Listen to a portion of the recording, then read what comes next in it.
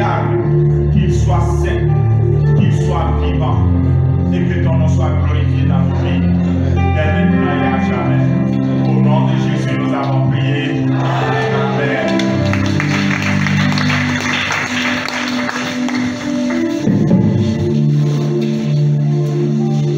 Gloire à Dieu. Oh oh, gloire à Dieu. Gloire au Seigneur Jésus. Amen. Donc ce matin, nous rendons grâce à Dieu qui nous permet de nous rassembler encore pour écouter sa parole. Sa parole nous fait toujours du bien. Quelqu'un dit Amen à ça. Je n'ai pas dit que sa parole nous fait parfois du bien. Hein. Je n'ai pas dit que sa parole nous fait du bien de temps en temps. Hein. Sa parole nous fait toujours du bien. Amen. Et nous voulons glorifier le nom de Jésus pour sa parole qui vient à nous ce matin. Est-ce que tu es prêt à écouter cette bonne parole? Ok, donc aujourd'hui nous allons voir la deuxième partie du message que nous avons commencé le dimanche passé. C'est la saison du ciel ouvert. Deuxième partie, donc c'est la saison du ciel ouvert. Deuxième partie. Je disais donc le dimanche passé que quand on parle de ciel ouvert, on voit des portes fermées puis des portes ouvertes. Quand on parle de ciel ouvert, ça veut donc dire qu'il y a des clés. Et les clés servent à ouvrir les portes. Je dis donc qu'il y a plusieurs ouvreurs du ciel, donc plusieurs clés. Mais le Seigneur m'a convaincu de vous en présenter 4. On a présenté 2 le dimanche passé et aujourd'hui nous allons présenter les 2 autres. Et pendant ce court moment qu'on aura passé, nous allons aussi dire les choses que nous faisons qui ferment le ciel. Parce qu'il n'y a pas que des choses qu'on fait qui ouvrent le ciel, il y en a qu'on fait qui ferment le ciel.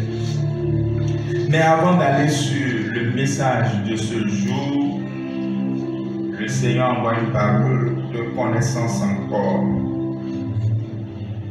Je rends grâce à Dieu de ce que, quand il connaît l'état de son Église, il ne se tait pas.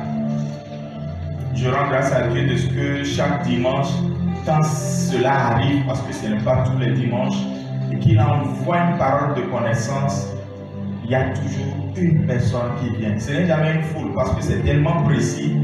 Il y a toujours une personne qui vient dans le bureau, à la maison, par appel, pour dire, pasteur, le Seigneur a vraiment parlé de moi. Quelle que soit la nature de la parole, il y a eu des paroles de connaissance ici où c'était pour sortir du péché. Et des gens ont reçu le message du Seigneur. Il y a des paroles du Seigneur pour encourager, pour rediriger, pour donner une décision à prendre. Et chaque fois, c'était comme ça. Il y a toujours une personne qui est concernée. Et ce matin, la parole que le Seigneur envoie, hier, je faisais un cours et je devais étudier un passage afin de répondre à un des examens du cours que je faisais. Et c'est pendant que je lisais le passage que le Seigneur m'a dit, ici, c'est pour 2 personnes qui vivent 2 situations, chacun de son côté, mais la situation est la même. Et je lisais en fait Néhémie chapitre 2, le verset 10 qui dit ceci. Néhémie 2, 10 qui dit ceci. Sanballat le Horonite et Tobija le serviteur ammonite ou le fonctionnaire ammonite, ayant appris que Néhémie est venu, donc quand vous allez voir l'ayant appris, c'est de ça dont il s'agit, eurent un grand déplaisir de ce qu'il venait un homme pour chercher le bien des enfants d'Israël. Moi, je faisais une étude et le Seigneur m'a dit, il y a quelqu'un et puis il y a une autre personne chacun. L'un d'entre les deux, c'est en milieu professionnel.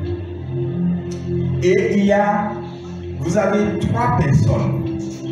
3 personnes qui ont décidé de faire échec à votre plan. Dès qu'ils ont appris que c'est à vous qu'on a confié telle responsabilité, ils ont dit, vous n'allez pas réussir dans cette responsabilité. Ils ont dit, nous allons tout faire pour que tu échoues. pour l'un des cas, parce que je parlais avec le Seigneur, m'a dit pour l'un des cas, c'est parce que l'un des 3 hommes s'attendait à ce que ce soit lui à qui on confie la mission. Mais comme on ne lui a pas confié ça, il s'est allié avec 2 autres et à toi, ils ont dit que toi, à qui cette parole est adressée, que tu ne réussiras pas cette mission. Mais pourquoi est-ce que le Seigneur te l'envoie? Il dit, comme pour Néhémie, il y a 3 personnes qui sont au courant des bonnes choses que tu veux accomplir et qui vont s'y opposer. Quand tu commenceras par voir leurs œuvres, n'aie pas peur. Quelqu'un dit Amen. N'aie pas peur. Fais comme Néhémie. Fais exactement comme Néhémie. Et qu'est-ce que Néhémie a fait? Le Seigneur m'a dit de dire, donc Néhémie 4, verset 9 et Néhémie 4, verset 20. Néhémie 4, verset 9 et Néhémie 4, verset 20. Dans Néhémie 4, 9, il est dit, nous prions notre Dieu. Le Seigneur dit, n'aie pas peur, mais invoque-moi. Et Néhémie 4, verset 20 dit, notre Dieu combattra pour nous. Amen. Si tu pries ton Dieu, il combattra pour toi. J'aimerais donc que de là où tu élèves ta voix et tu parles à Dieu. Si cette parole te concerne, dis Seigneur, je veux donc te confier cette situation. Je t'invoque ce matin parce que je sais que c'est toi qui vas combattre pour moi. Je t'invoque parce que ce combat, il ne le livre pas contre ma personne, mais il livre ce combat contre la lumière qui brille en moi. Mais il est impossible d'éteindre la lumière sans me déconnecter du générateur.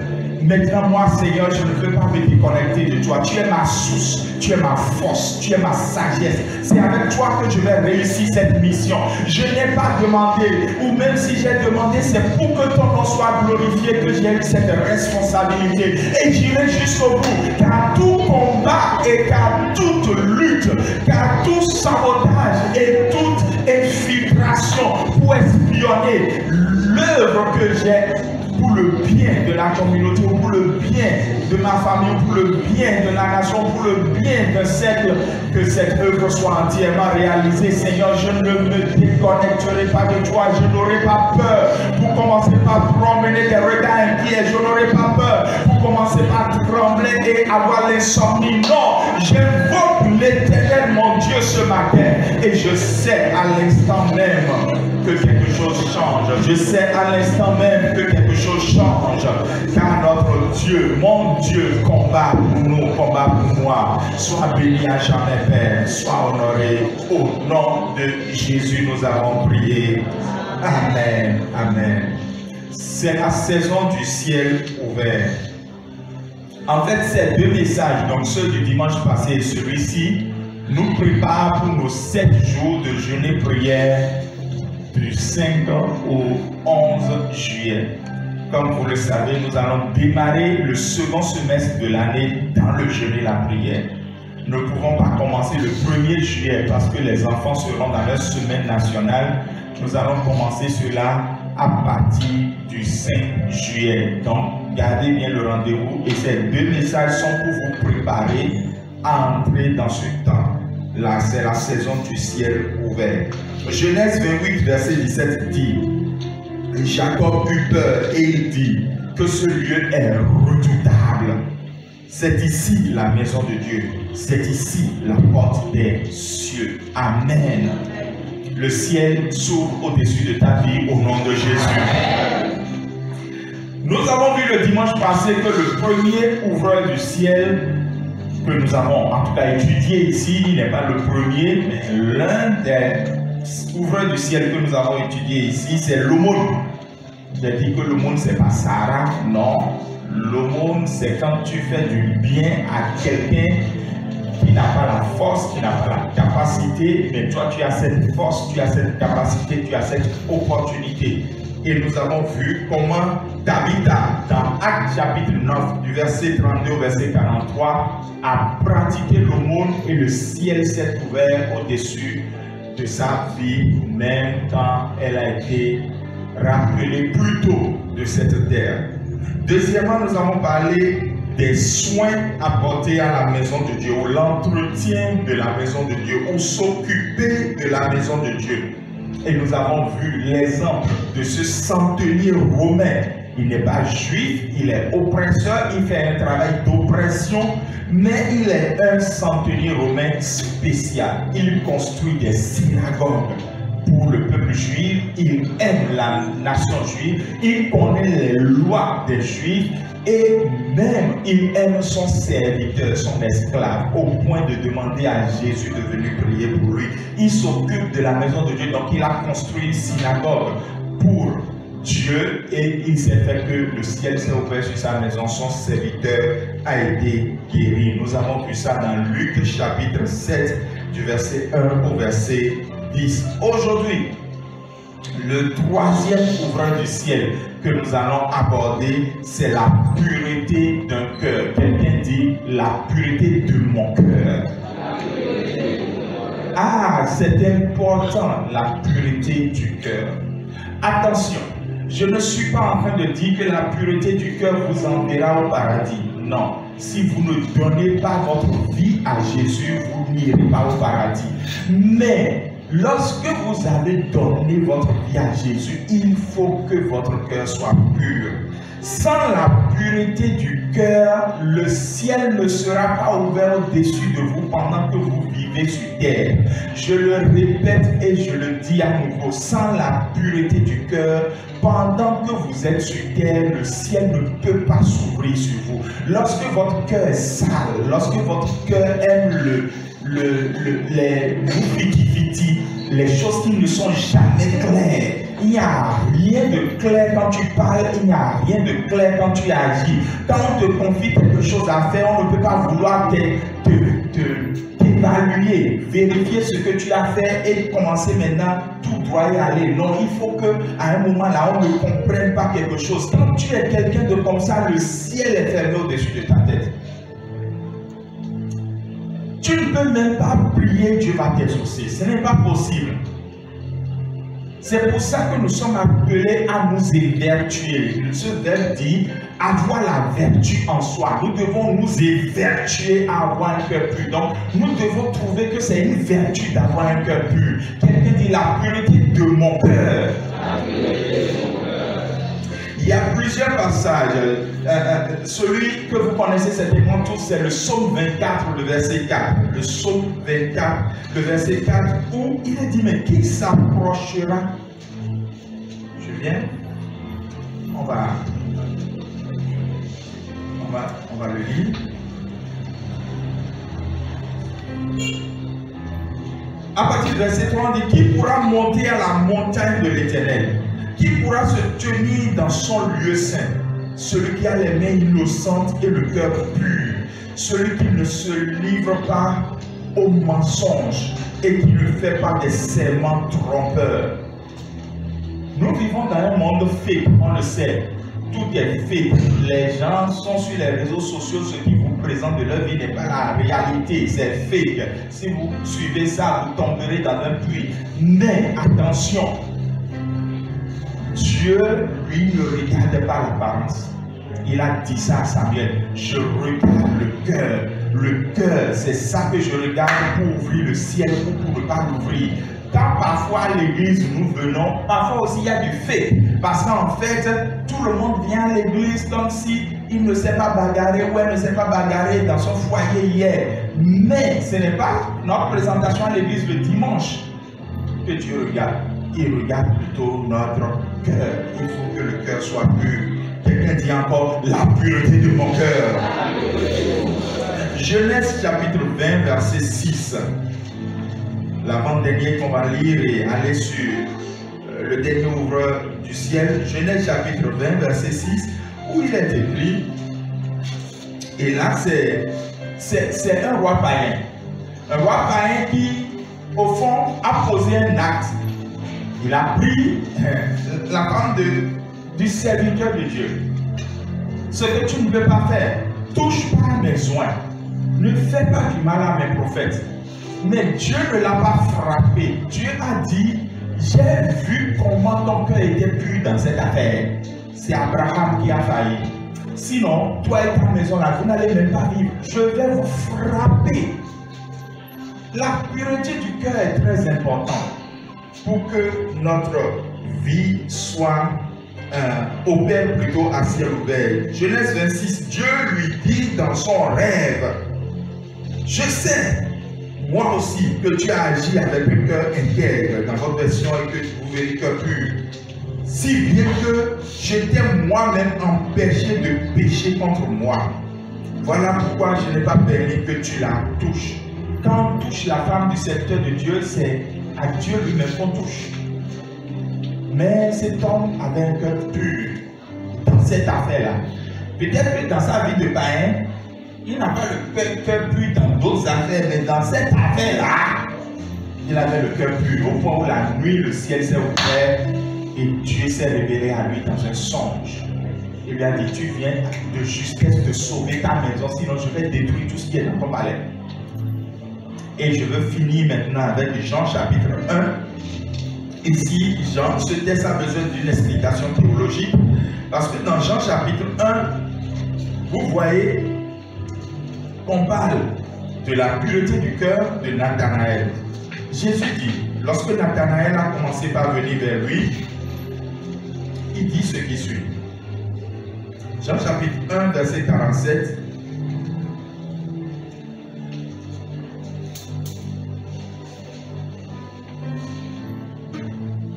Jésus vit Nathanaël s'approcher de lui et dit, voici vraiment un Israélite en qui il n'y a pas de ruse. Dans votre version, il n'y a pas de fraude. À Djoua, il n'y a pas de fraude. Hein? Il n'est pas avancé, il n'a pas ici mort, il mort là-bas. Il n'y a pas ça. Il est droit. Mais ça ne veut pas dire qu'il ne pêche pas. C'est-à-dire que son cœur est un cœur de droiture. Plus tard, Jésus a dit à ses disciples, toujours dans le texte, vous allez voir cela, au verset 51, en vérité, je vous le dis, vous verrez désormais le ciel ouvert et les anges de Dieu monter ou descendre au-dessus du Fils de l'homme. Mais Jésus a fait cette déclaration de ciel ouvert dans quelles conditions? Ce n'est pas à cause de la pureté du cœur de Nathanaël, non. Mais la pureté du cœur de Nathanaël a fait que Nathanaël a reçu un réma. Et c'est sur ce réma-là que Jésus a dit désormais que le ciel est ouvert. Grâce à ce réma-là, le ciel est ouvert. Mais qui a causé le réma? C'est Nathanaël qui a eu le cœur pur. Le cœur pur vous donne accès à des choses qui finalement ouvrent le ciel pour vous. Lorsque vous voyez, qu'est-ce que Nathanaël a dit? Nathanaël a dit, d'où me connais-tu? Là, je suis au verset 48. Et Jésus a dit, ah, juste parce que j'ai dit que je t'ai vu quand tu étais sur le figuier, que j'ai décrit l'état de ton cœur, tu crois quoi? Mais tu n'as rien vu. Alors là, Nathanaël a ouvert la bouche pour dire, tu es le Fils de Dieu, le roi d'Israël. Ça, cette parole-là, c'est la parole que Pierre dira plus tard. Et Jésus dira, sur cette déclaration, je bâtirai mon église. Or, Nathanaël est au début du ministère de Jésus. Qui lui a dit ça? C'est Dieu qui lui a communiqué ça. Pourquoi? Parce que son cœur était capable de contenir des paroles de Dieu. La parole sur laquelle l'église est bâtie, c'est-à-dire la déclaration que quelqu'un doit faire pour appartenir à l'église, pour naître de nouveau, en disant je reconnais que Jésus est le Fils de Dieu, le Sauveur du monde.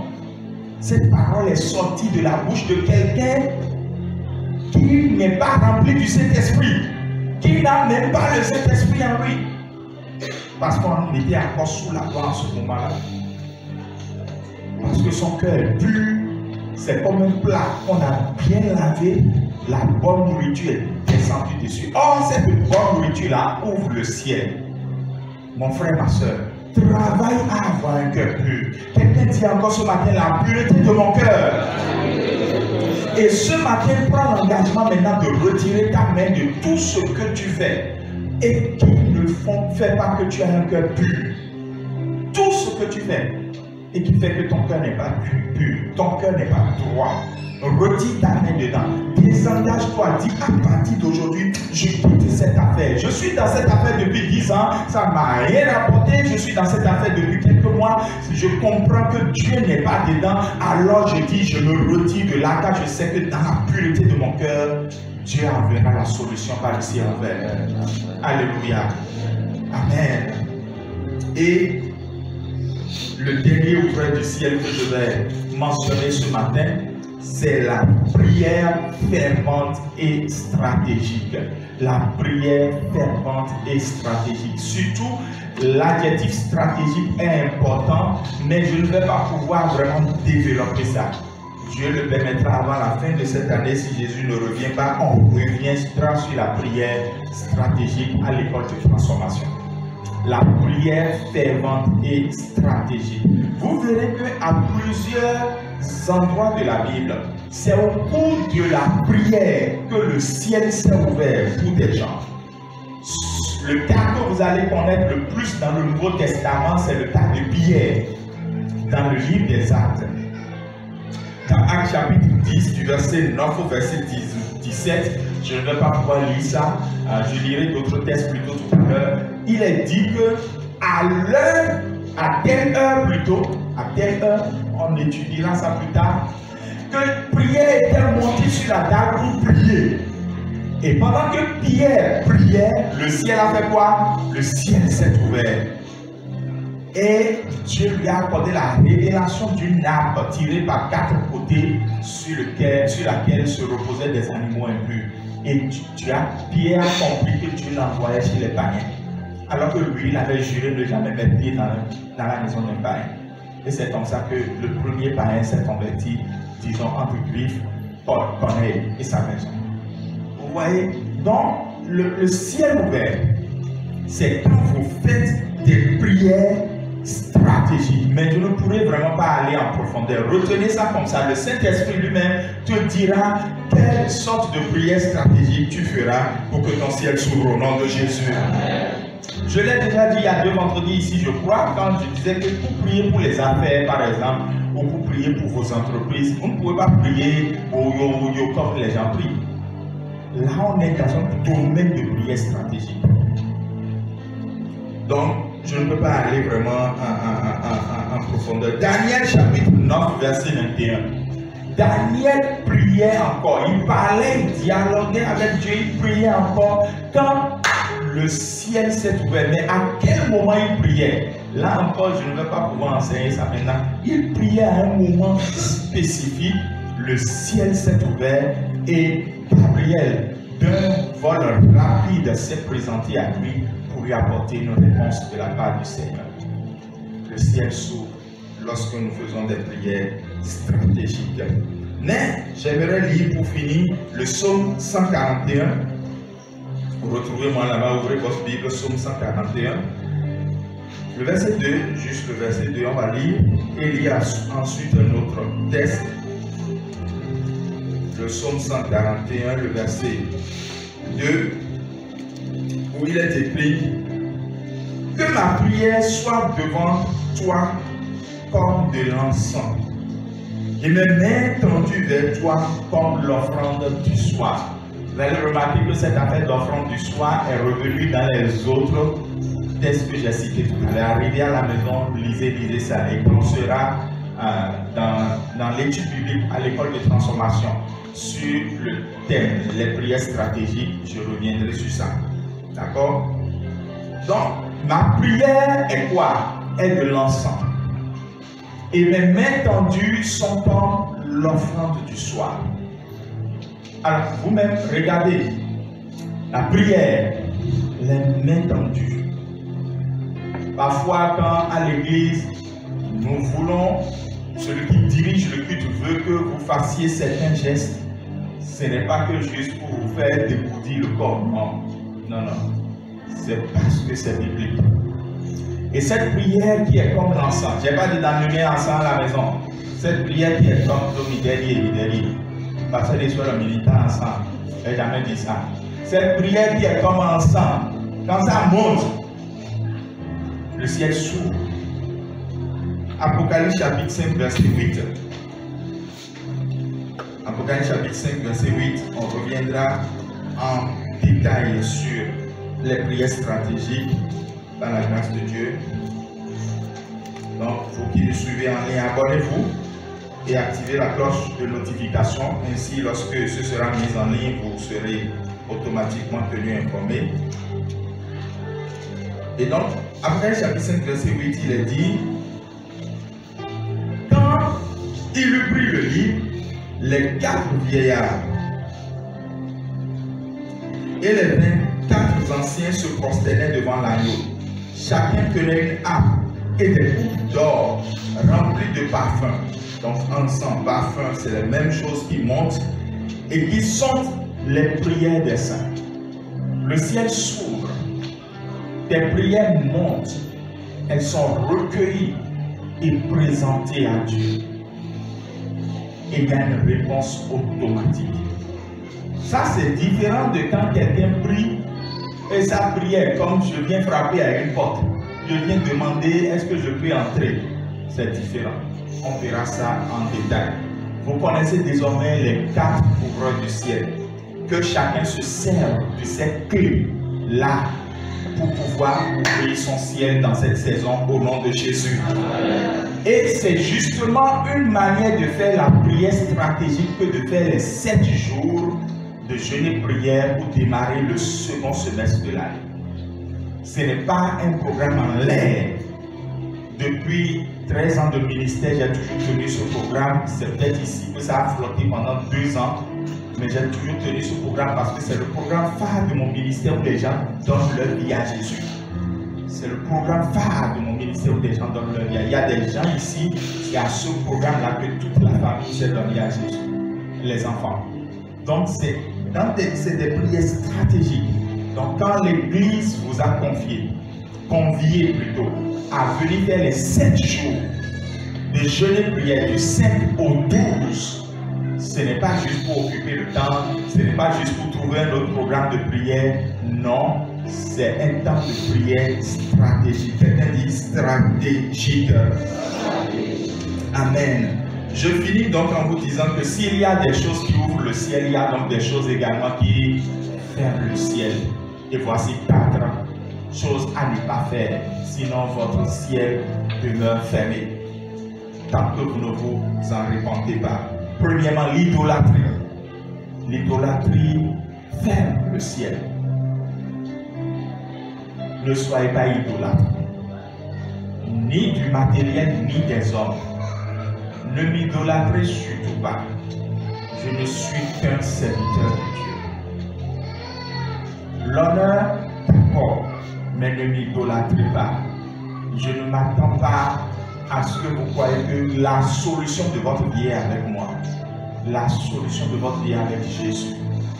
Deuxièmement, et au temps d'Élie, de Jézabel et des prophètes de Baal, le ciel était fermé à cause de l'idolâtrie. Deuxièmement, le sang versé. Donc, que ce soit les meurtres, que ce soit l'avortement. C'est pour cela que il y a quelques semaines, il y a un volcan qui est venu à Goma, qui s'est réveillé plutôt à Goma et en RDC. Et en fait, à peine l'événement avait commencé vers les 18 h que j'étais déjà informé parce que j'étais dans un réseau où on avait beaucoup de ressortissants RDC. Et l'inspiration automatique qui était venue, je ne savais pas trop de choses sur Goma. C'est le moment favorable que le monde entier prie pour Goma. Parce que le Seigneur dit c'est une province, et j'ai mis ça même en statut. La terre a beaucoup bu de sang. Et c'est après dans mes recherches que j'ai vu que non, mais ce sol a bu trop de sang. Je ne savais pas quand je mettais en même temps vers les 19 h, je mettais ça en statut, je ne savais rien de Goma. Mais c'est après, ça a bu beaucoup de sang. Et beaucoup de corruption. Et finalement, voilà. Parce que c'est là où justement les diamants sont découverts. Et vous savez, si tu découvres diamant, on est capable de te tuer pour ça. Il faut que la terre soit rachetée du sang bu, sinon le ciel demeure fermé. les avortements, ferme le ciel. Il y a un texte que le monde utilise pour ça, Ésaïe 4:4. Vous allez voir les filles de Jérusalem, les filles de Sion, qui ont des ordures et qui ont du sang au milieu d'elles, qui doivent être purifiées, parce que tant que ce n'est pas purifié, le ciel ne s'ouvre pas au-dessus d'eux. Le gemme de l'Éternel n'aura pas d'éclat. Le gemme de l'Éternel, c'est Jésus. C'est l'un des noms prophétiques de Jésus dans l'Ancien Testament, utilisé par 3 prophètes dans 5 passages différents.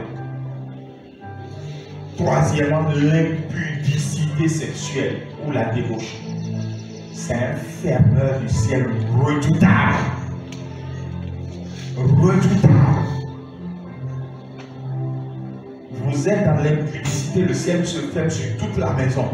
Même si tu n'es pas celui qui commet l'impudicité, qu'il y a un autre qui commet l'impudicité, le ciel se ferme pour toute la maison.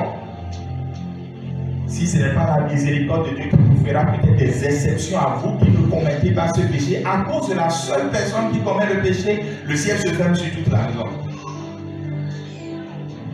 Si le cœur pur ouvre le ciel, le cœur impur ferme le ciel. Ce que Dieu veut, c'est notre sanctification. C'est que nous nous abstenions de la débauche. Hébreux chapitre 12, verset 14 dit: recherchez la paix et la sanctification sans laquelle nul ne verra le Seigneur. Et puis, le dernier fermeur du ciel, c'est le déshonneur. Le déshonneur. Le fait de ne pas donner l'honneur à qui l'honneur est dû. Les enfants, les fils, les filles, donnez l'honneur à vos pères. Donnez l'honneur à vos pères, donnez l'honneur à vos mères. Donnez l'honneur à vos responsables, donnez l'honneur aux autorités. Lorsque vous déshonorez, vous fermez le ciel. Si l'honneur des pères ouvre le ciel, le déshonneur ferme le ciel. Et je pense que ce matin, tu ne peux pas dire ici ce matin que Dieu ne t'a pas parlé. Et tu sais ce que tu as à faire à partir de maintenant. J'aimerais que nous prions. Et que tu vas dire: Seigneur, dans cette saison du ciel ouvert, j'ai ma clé, ou j'ai mes clés. Que ton ciel s'ouvre au-dessus de ma vie, parce que je vais les utiliser. Et lève-toi et commence à prier maintenant au nom de Jésus. Ah, ne t'entends pas ce que je prie pour toi, parce que je n'ai pas de prière à faire ici, c'est la mise en application de ce que tu as entendu qui est ta prière. C'est la mise en pratique de ce que tu viens d'entendre qui ouvre ou ferme le ciel au-dessus de toi. Je n'ai pas de prière à faire parce que c'est Dieu et toi ce matin, tu lui parles, tu dis: je reconnais que je n'avais pas cette clé, maintenant je l'ai. Je reconnais plutôt que je faisais telle chose, mais à partir d'aujourd'hui, je cesse de le faire. Car je veux faire le monde, je veux m'occuper de la maison de Dieu, je veux prier stratégiquement et je veux aussi avoir un cœur pur. Je veux avoir un cœur pur, je veux avoir un cœur pur. Le Seigneur insiste sur ça. Je veux avoir un cœur pur, je veux avoir un cœur pur. Car maintenant c'est une clé. Il ouvre le ciel au-dessus de moi. Pendant que je suis encore sur la terre, je marcherai dans la présence de Dieu. Parle à Dieu, tu as encore quelques secondes pour lui dire comment tu comptes utiliser cette clé qu'il met à ta disposition ce matin. Comment tu comptes utiliser cette clé qu'il t'a donnée ce matin et dont tu vas te servir ce matin. Sois béni à jamais, Père. Sois honoré à jamais. Parce que cette parole est allée dans le cœur de quelqu'un qui en avait besoin. Ah, Saint-Esprit, Saint-Esprit, Saint-Esprit, Saint-Esprit.